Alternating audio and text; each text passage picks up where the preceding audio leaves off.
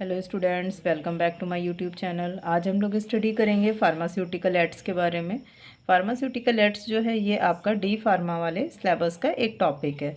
देखिए, pharmaceutical ads का मतलब होता है कि जो भी हम लोग सिरप यूज़ करते हैं, मेडिसिन यूज़ करते हैं, उनमें कहीं ना कहीं कलरिंग एजेंट मिलाते हैं, कहीं ना कहीं उनको मिठास देने के लिए स्वीटनिंग एजेंट मिलाते हैं या फिर कोई भी फ्लेवरिंग एजेंट मिलाते हैं। वो सारे के सारे आपके किसके अंदर आ जाएंगे?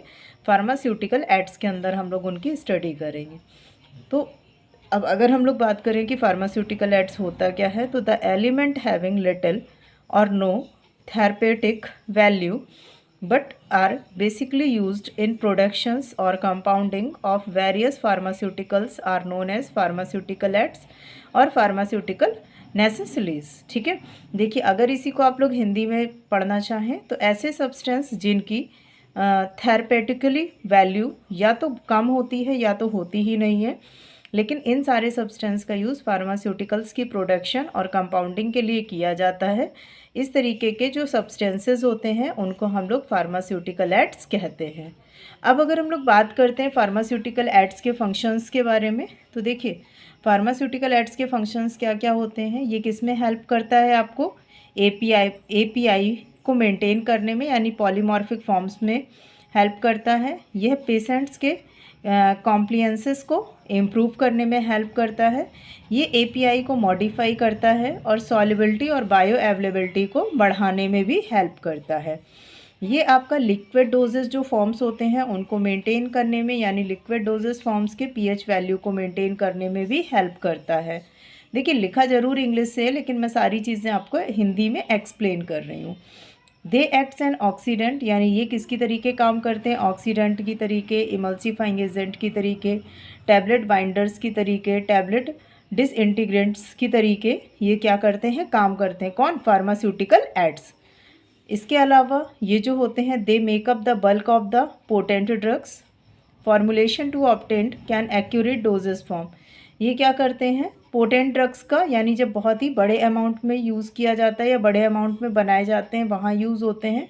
और इसके अलावा इसको डोजेस फॉर्म्स के फॉर्मुलेशन, यानी कि फार्मूले बनाने में भी यूज़ किया जाता है। ये थे हमारे फार्मास्यूटिकल एड्स के फंक्शंस।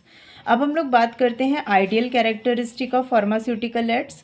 तो अगर हम लोग आइडियल कैरेक्टर्स की बात करते हैं तो आइडियल कैरेक्टर में नॉन रिएक्टिव हो जाता है एंड इनर्ट हो जाता है। नॉन रिएक्टिव का मतलब है कि जैसे इसमें हमने कोई फ्लेवरिंग एजेंट डाला या कोई स्वीटनिंग एजेंट डाला, अगर वो किसी के साथ में रिएक्ट कर जाएगा तो फिर उसका कुछ मतलब नहीं बचेगा। अगर फ्लेवरिंग रिएजेंट आपने डाला और वो सिरप के साथ में रिएक्ट कर गया तो हो सकता है वो कोई पॉइजन बना दे या कुछ भी बना दे। तो इसलिए ये कैसे होने चाहिए? नॉन रिएक्टिव होने चाहिए, नॉन टॉक्सिक होने चाहिए, यानी जहरीले नहीं होने चाहिए, इकोनॉमिकल यानी हमारे बजट में होने चाहिए, एक्सेप्टली ऑर्गेनो लैप्टिकली होने चाहिए और केमिकली स्टेबल होने चाहिए। इस तरीके के कैरेक्टर्स आपके फार्मास्यूटिकल एड्स में होने चाहिए।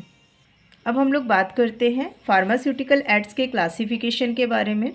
तो फार्मास्यूटिकल एड्स का जो क्लासिफिकेशन होता है वो ओरिजिन के बेसिस पे, डोजेस फॉर्म्स के बेसिस पे और उसके फंक्शंस के बेसिस पे डिफाइन किया जाता है। यानी कि अब हम लोग पहले पढ़ेंगे उसके ओरिजिन के बेसिस पे। तो अगर हम लोग बात करें ओरिजिन के बेस पे, तो देखिए ओरिजिन के बेस पे जो आपके फार्मास्यूटिकल एड्स होते हैं वो 4 टाइप के होते हैं: animal sources, vegetable sources, mineral sources और सिंथेटिक सोर्सेज। तो एनिमल सोर्सेज में आपका lactose, gelatin, stearic acid, bee wax, honey, musk और लैनोलिन आदि आ जाते हैं। अगर हम लोग बात करें वेजिटेबल सोर्सेज की, तो वेजिटेबल सोर्सेज में आपका स्टार्च आ जाएगा, आपका पेपरमेंट आ जाएगा, आपका टर्मरिक आ जाएगा, आपका ग्योरागम आ जाएगा, आपका केसिया आ जाएगा और आपका आर्जिनेट्स आ जाएगा।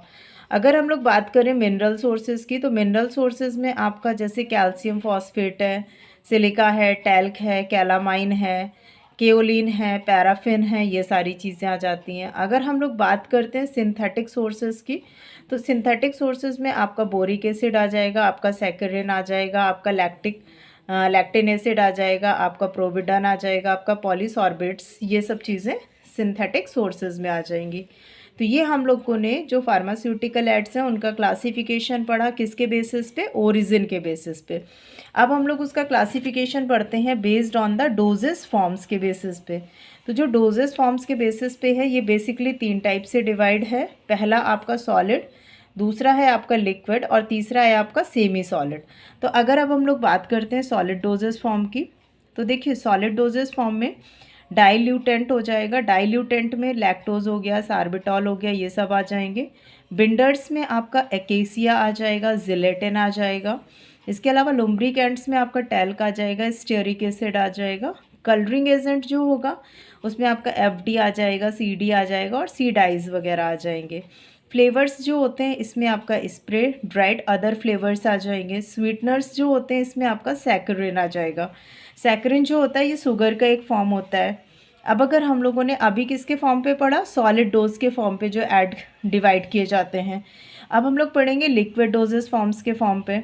तो लिक्विड डोजेस फॉर्म्स के फॉर्म पे भी 6 टाइप से डिवीज़न होता है। सॉल्वेंट के फॉर्म पे अगर हम लोग बात करें तो जैसे आपका वाटर हो गया, एल्कोहल हो गया, एसिटिक एसिड हो गया। बफर्स के बारे में बात करें तो आपका फॉस्फेट बफर हो गया। एंटी माइक्रोबियल के बारे में बात करें तो आपका बेंजाइल अल्कोहल हो गया। कलरिंग एजेंट की बात करें अगर एमरेंथ हो गया, इओसिन हो गया। स्वीटनिंग एजेंट की अगर हम लोग बात करेंगे तो सुक्रोज हो गया, सैकरिन हो गया। और अगर फ्लेवरिंग एजेंट की बात करते हैं तो एरोमेटिक वाटर वगैरह हो गया। तो ये सारे के सारे आपके एड्स जो हैं वो किस में हो गए, लिक्विड डोजेस फॉर्म्स के बारे में। अब हम लोग बात करते हैं सेमी सॉलिड डोजेस फॉर्म के बारे में। तो सेमी सॉलिड जो डोजेस फॉर्म है उसमें प्रिजर्वेटिव्स आपके आ जाएंगे, एंटीऑक्सीडेंट आ जाएंगे और सुपोजिटरी बेसेस आ जाएंगे। तो जो प्रिजर्वेटिव्स हैं उसमें आपका बेंजाइल अल्कोहल आ जाएगा, एंटीऑक्सीडेंट में एस्कार्बिक एसिड आ जाएगा, सुपरपोजिटरी बेसिस में आपका कोका बटर आ जाएगा। तो आज इस तरीके से हम लोगों ने जो फार्मास्यूटिकल एड्स होते हैं, फार्मास्यूटिकल एड्स के क्लासिफिकेशन के बारे में डिटेल में स्टडी किया, उसके फंक्शंस के बारे में स्टडी किया और फंक्शंस के अलावा उसके हमने आइडियल कैरेक्टर्स स्टडी किए।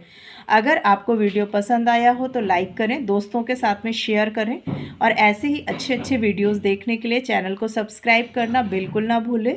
अगर आपकी कोई भी क्वेरी है या कोई भी क्वेश्चन है इस टॉपिक से रिलेटेड तो आप उसको कमेंट सेक्शन में जाके कमेंट करके पूछना भी ना भूलें। Thanks for